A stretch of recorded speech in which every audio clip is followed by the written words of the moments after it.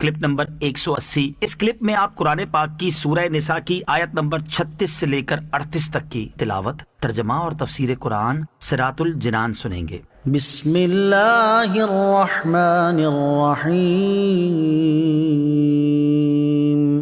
ترجمہ، اللہ کے نام سے شروع جو نہایت مہربان رحمت والا ہے۔ وَاعْبُدُوا اللَّهَ وَلَا تُشْرِكُوا بِهِ شَيْئًا وَبِالْوَالِدَيْنِ إِحْسَانًا وَبِذِي الْقُرْبَى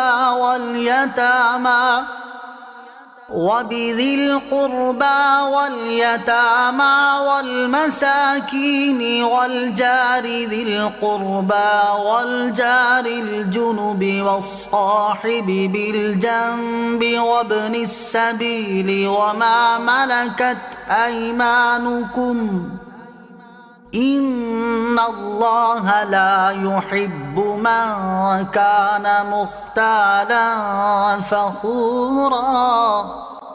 ترجمہ، اور اللہ کی عبادت کرو اور اس کے ساتھ کسی کو شریک نہ ٹھہراؤ، اور ماں باپ سے اچھا سلوک کرو، اور رشتہ داروں اور یتیموں اور محتاجوں اور قریب کے پڑوسی اور دور کے پڑوسی اور پاس بیٹھنے والے ساتھی اور مسافر اور اپنے غلام لونڈیوں کے ساتھ اچھا سلوک کرو۔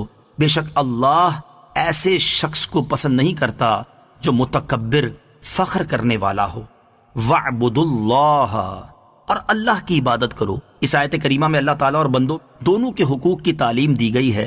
ان اللہ لا يحب من كان مختالا فخورا، بے شک اللہ ایسے شخص کو پسند نہیں کرتا جو متکبر فخر کرنے والا ہو۔ کسی کو خود سے حقیر سمجھنا اور حق بات قبول نہ کرنا تکبر ہے۔ یہ انتہائی مذموم وصف اور کبیرہ گناہ ہے۔ حدیث میں ہے قیامت کے دن متکبرین کو انسانی شکلوں میں چیونٹیوں کی مانند اٹھایا جائے گا، ہر جانب سے ان پر ذلت طاری ہوگی، انہیں جہنم کے بولس نامی قید خانے کی طرف ہانکا جائے گا، اور بہت بڑی آگ انہیں اپنی لپیٹ میں لے کر ان پر غالب آ جائے گی، انہیں طینۃ الخبال یعنی جہنمیوں کی پیپ پلائی جائے گی۔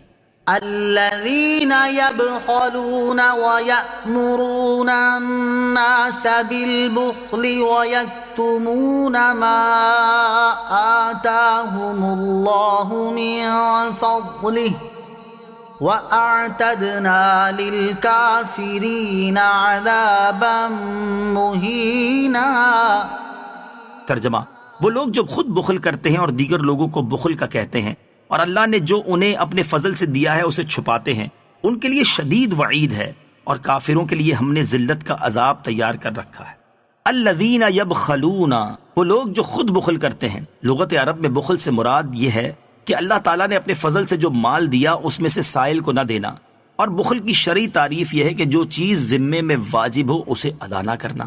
وَيَكْتُمُونَ مَا آتَاهُمُ اللَّهُ مِن فَضْلِهِ، اور اللہ نے جو انہیں اپنے فضل سے دیا ہے اسے چھپاتے ہیں۔ اللہ عز و جل جو نعمت عطا فرمائے اسے اچھی نیت کے ساتھ موقع محل کی مناسبت سے حکمت کو سامنے رکھتے ہوئے ظاہر کرنا چاہیے۔ حضرت ابو الاحوص رضی اللہ تعالیٰ عنہ فرماتے ہیں، میرے والد پراگندہ بال اور ناپسندیدہ حیت میں سرکار علی وقار علیہ الصلوۃ والسلام کی بارگاہ میں حاضر ہوئے تو آپ علیہ الصلوۃ والسلام نے ارشاد فرمایا کہ تیرے پاس مال نہیں؟ عرض کی یا رسول اللہ صلی اللہ علیہ وسلم، مجھے اللہ تعالیٰ نے ہر طرح کا مال عطا فرمایا ہے۔ ارشاد فرمایا، اللہ تعالیٰ بندے کو جب کوئی نعمت عطا فرمائے تو اس کا اثر بندے پر دیکھنا پسند فرماتا ہے۔ مسئلہ، اللہ عز و جل کی نعمت کا اظہار اخلاص کے ساتھ ہو تو یہ بھی شکر ہے، اور اس لیے آدمی کو اپنی حیثیت کے لائق جائز لباسوں میں بہتر پہننا مستحب ہے۔ والذین ينفقون اموالهم رئاء الناس ولا يؤمنون بالله ولا باليوم الآخر ومن يكن الشيطان له قرينا فساء قرينا۔ ترجمہ، اور وہ لوگ جو اپنے مال لوگوں کے دکھاوے کے لیے خرچ کرتے ہیں اور نہ اللہ پر ایمان لاتے اور نہ ہی آخرت کے دن پر، تو ان کے لیے شدید وعید ہے، اور جس کا ساتھی شیطان بن جائے تو کتنا برا ساتھی ہو گیا۔ والذین ينفقون اموالهم رئاء الناس، اور وہ لوگ جو اپنے مال لوگوں کے دکھاوے کے لیے خرچ کرتے ہیں۔ بخل کی برائی بیان فرمانے کے بعد اب ان لوگوں کے بارے میں بتایا جا رہا ہے کہ جو محض دکھاوے اور شہرت کے لیے مال خرچ کرتے ہیں اور اللہ عز و جل کی رضا کا حصول ان کا مقصد نہیں ہوتا۔ یہ بھی اسی حکم میں داخل ہیں جو اوپر گزرا۔ ریاکاری کی مذمت، اس سے ان لوگوں کو عبرت پکڑنی چاہیے کہ جو نیک کاموں میں لاکھوں روپے خرچ کرتے ہیں لیکن مقصد صرف واہ واہ کروانا ہوتا ہے، بکثرت خیرات کرتے ہیں لیکن ساتھ ہی یہ شرط رکھتے ہیں کہ اخبار میں خبر اور تصویر ضرور آنی چاہیے۔ اسی طرح شادیوں کی فضول رسومات میں لاکھوں روپے اڑا دینے والے بھی عبرت حاصل کریں، جو صرف اس لیے رسمیں کرتے ہیں کہ اگر یہ رسمیں بھرپور انداز میں نہ کی گئیں تو لوگ کیا کہیں گے، فلاں نے اتنا خرچ کیا تھا میں کیوں پیچھے رہوں وغیرہ۔